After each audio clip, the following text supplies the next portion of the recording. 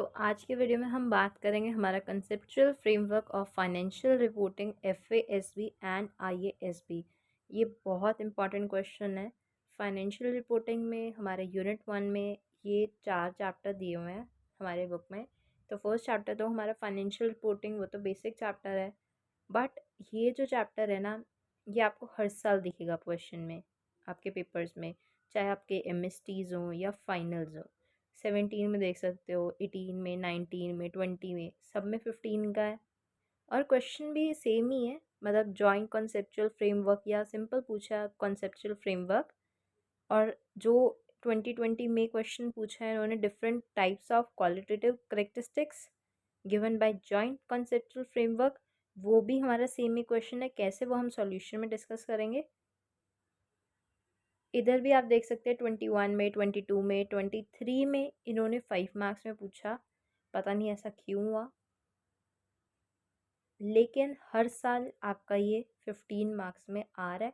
2024 में भी आया है, 2025 में भी ज़रूर आएगा। ठीक है, तो इसको हम स्टार्ट करते हैं।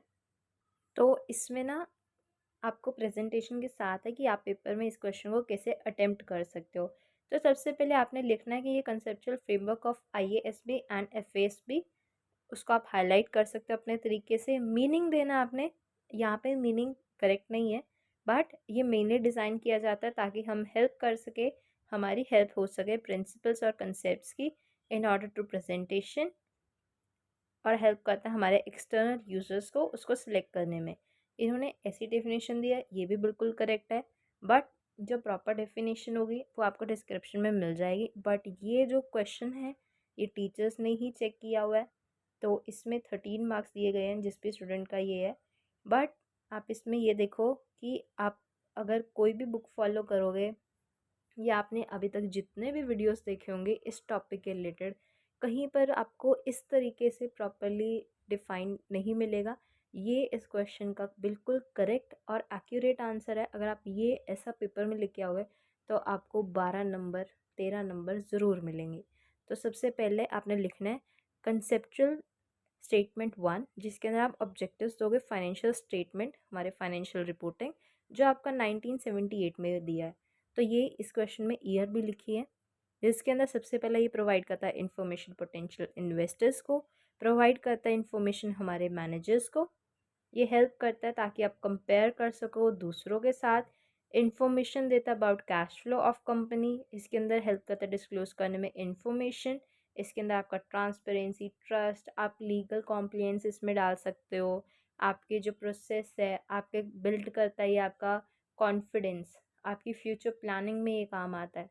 तो जो वो डिटेल इसका सोल्यूशन है वो हम हमारे दूसरे में बात करेंगे। यहाँ पे हम प्रॉपर प्रेजेंटेशन के साथ बात कर रहे हैं। ये जितना लिखा है ये प्रॉपर है, पूरा रिलेवेंट है आपका एग्ज़ाम के हिसाब से। बट अगर आप थोड़ा एक्स्ट्रा करना चाहते हो तो आपको एक और वीडियो देखनी पड़ेगी, बट ये मोर देन इनफ है। सेकंड आप लिखोगे conceptual framework to qualitative characteristics of financial reporting 1980। ये वो क्वेश्चन है जो आपसे 2020 में पूछा है। तो इसके अंदर क्या क्या लिखना है आपने, रेलेवेंस। रेलेवेंस में आपका materiality of information, timeliness of information, comparability, accuracy, free from error, subject और legal form, understandability, business between cost and benefit, objectivity. इसके अंदर प्रूडेंस मिसिंग है, वो भी लिख सकते हो आप। फेथफुल रिप्रेजेंटेशन, वो भी लिख सकते हो आप। मटेरियलिटी, ऑब्जेक्टिविटी, तो आप पर है आप कितना लिखोगे। ये एक पॉइंट बना के लिख दिया रिलायबिलिटी, और यहीं पे 5 पॉइंट इसके डिफाइन कर दिए। ये बहुत इंपॉर्टेंट है। ये इंडिविजुअल क्वेश्चन, इसमें 10 पॉइंट्स दिए और रेलिवेंस के अंदर 2 और कर दिए, और इस 10th पॉइंट में 5 और कर दिए। तो ये बनता है हमारा 15 मार्क्स का एक इम्पॉर्टेंट क्वेश्चन। ये अलग से क्वेश्चन बन जाता है। कंसेप्चुअल फ्रेमवर्क तो है ही है, और एक क्वालिटेटिव करेक्टरिस्टिक्स अलग से इंपॉर्टेंट क्वेश्चन बनता है जो आपका चैप्टर 1 में भी है, बट यहाँ पे अलग तरीके से है। ठीक है, थर्ड होगा आपका एलिमेंट्स क्या है, ये 1980। ये कंसेप्चुअल स्टेटमेंट आपकी थर्ड है, जिसके अंदर आपके एसेट्स आ जाएंगे, लाइबिलिटीज़ आ जाएंगे, इनकम स्कीम आ जाएंगे, एक्सपेंसेस हो जाएंगे, डिस्ट्रीब्यूशन, आपका इंटरेस्ट, इन्वेस्टमेंट। फिर है आपका कंसेप्चुअल स्टेटमेंट फ्रेमवर्क फोर्थ, ये भी 1980 ईयर्स लिखनी है 15 मार्क्स के क्वेश्चन में। छोटी छोटी चीज़ें ही हैं जो आपके 10 से आपको 12 मार्क्स की तरफ लेके जाएंगे। इसके अंदर आपने ऑब्जेक्टिव लिखने हैं फाइनेंशियल रिपोर्टिंग की, जो हमने फर्स्ट पॉइंट में डिस्कस किए थे कि प्रोवाइड करता है इन्फॉर्मेशन शेयर होल्डर्स को, प्रोवेंशियल आपके जो भी पोटेंशियल इन्वेस्टर्स हैं, लीगल रिक्वायरमेंट आपका फाइनेंशियल हेल्थ पे चेक रखता है, स्टैट्यूटरी ऑडिट है, हेल्प करता है डिस्क्लोज करने में इंफॉर्मेशन हमारे इकोनॉमिक रिसोर्सेज के। फिफ्थ पॉइंट है आपका कॉन्सेप्चुअल स्टेटमेंट फिफ्थ, जो है 1984, जिसके अंदर आपका रिकॉर्डिंग और मेंटेनेंस है फाइनेंशियल रिपोर्ट्स का। रिकॉर्डिंग क्या होएगी, assets, liabilities, expenses, incomes, gains. Maintenance क्या होंगे, आपके historical cost, contribution cost, net present value. इसमें हम बहुत डिटेल में नहीं जा रहे हैं, ठीक है। और पेपर में कहीं ना कहीं वो आपको डिटेल मांगता भी नहीं है, उन्हें आपके हेडिंग्स चेक करने होते हैं और आपकी डेफिनेशंस देखनी होती है। डेफिनेशंस कौन सी, 5 मार्क्स वाली और 15 मार्क्स के जो आप स्टार्ट में और एंड में लिख रहे हो। इसके बाद है आपका सिक्स कंसेप्चुअल फ्रेमवर्क सिक्स 1985, इसके अंदर आपके एलिमेंट्स हैं और फाइनेंशियल रिपोर्टिंग, जिसके अंदर आपका रिप्लेसमेंट है फाइनेंशियल स्टेटमेंट। हाँ, हमने एलिमेंट्स पहले देखे, बट ये एक रिप्लेसमेंट है, ठीक है। हमने ध्यान से लिखना है कि ये एक रिप्लेसमेंट है। इसके अंदर आपके same assets, liabilities, investment, distribution, gain, losses, income, expenses. यहाँ पे टीचर ने मार्क भी किया कि उसको कितने नंबर मिले स्टूडेंट को।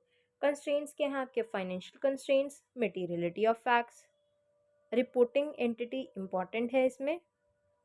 फिर है आपका सेवेंथ कंसेप्चुअल स्टेटमेंट 2000, जिसके अंदर आपका कैश फ्लो का use and present value in accounting measure है।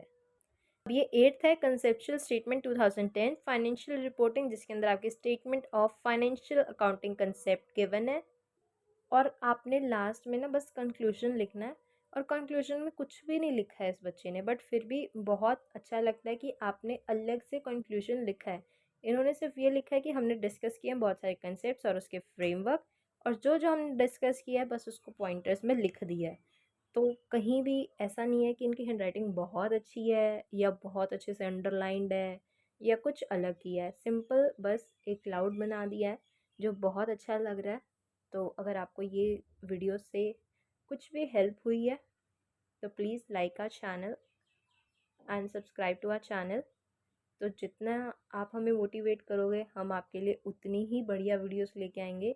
ये पेपर में अगर आप लिखा हो फाइनल में बहुत अच्छा आपका होने वाला है, और आप खुद बोलोगे कि हाँ ये सही है। आपके बुक में जो दिया है ना, ये उसका लगा लो कि आपका 8 मिनट्स में एक 15 मार्क्स का क्वेश्चन बन गया।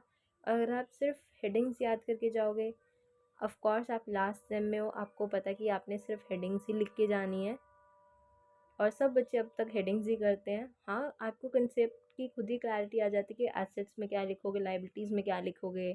जब आपने ऑब्जेक्टिव्स करेक्टरिस्टिक्स कर ही लिए, हमारी कैश फ्लो की प्रिपरेशन, तो हम ज़्यादा टाइम वेस्ट नहीं करेंगे। ऐसे ही आपको सारी वीडियोस मिल जाएगी इस सब्जेक्ट की हमारे चैनल पे।